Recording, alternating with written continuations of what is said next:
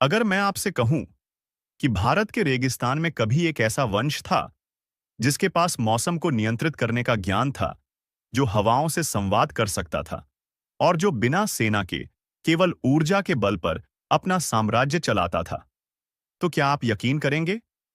क्योंकि यह कहानी है नागवंशी साम्राज्य की। एक ऐसा साम्राज्य जिसे इतिहास आज भी ढूंढ नहीं पाया। हवा चलती है, पर उसके साथ जैसे कोई आवाज भी बहती है। एक दबा दबा इतिहास, एक भूली बिसरी सभ्यता और उसके भीतर छिपे कुछ राज जो आज भी खुद को दुनिया से बचाकर चुपचाप पड़े हैं। कच्छ की रेत में सिर्फ पछुआ हवा नहीं बहती, यहां बहती है नागवंशी साम्राज्य की दास्तान। एक ऐसा साम्राज्य जो था भी और नहीं भी, जिसकी कहानी लोगों ने सुनी भी पर लिखी बहुत कम गई है। कई इतिहासकार मानते हैं कि नागवंश सिर्फ एक राजवंश नहीं था, वह एक विद्या था, एक ज्ञान परंपरा। इन लोगों को धरती का ज्ञान सबसे अधिक था।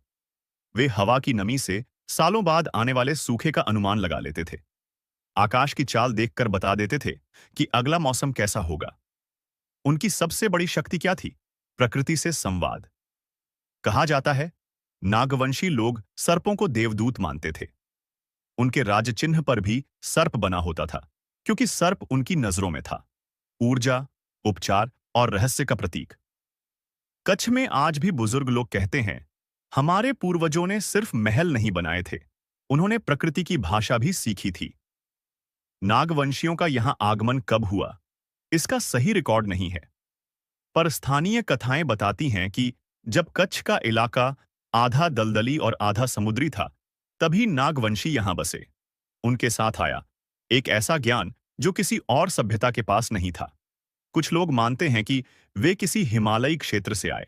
कुछ कहते हैं कि वे सिंध और बलूचिस्तान होते हुए कच्छ पहुंचे।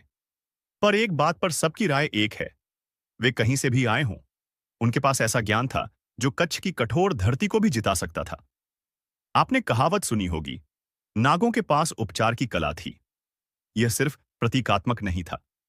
नागवंशी वास्तव में चिकित्सा, जड़ी बूटी, ऊर्जा शोध और तंत्र के मार्ग को जानते थे। उनके मंदिरों में सर्प की आकृतियों के साथ साथ ऊर्जा प्रवाह के चिन्ह भी पाए गए हैं। यह दिखाता है कि यह लोग सिर्फ धार्मिक नहीं थे, बल्कि ऊर्जा विज्ञान, एनर्जी साइंस में भी माहिर थे। कुछ दुर्लभ ग्रंथों में लिखा है, नागवंशी योगीस हवा की दिशा बदलने तक का मंत्र जानते थे। क्या यह सच है? कहना मुश्किल है। पर कच्छ के रेगिस्तान में आज भी कुछ हवाएं ऐसे मोड़ लेती हैं जो वैज्ञानिकों को भी हैरान कर देती हैं।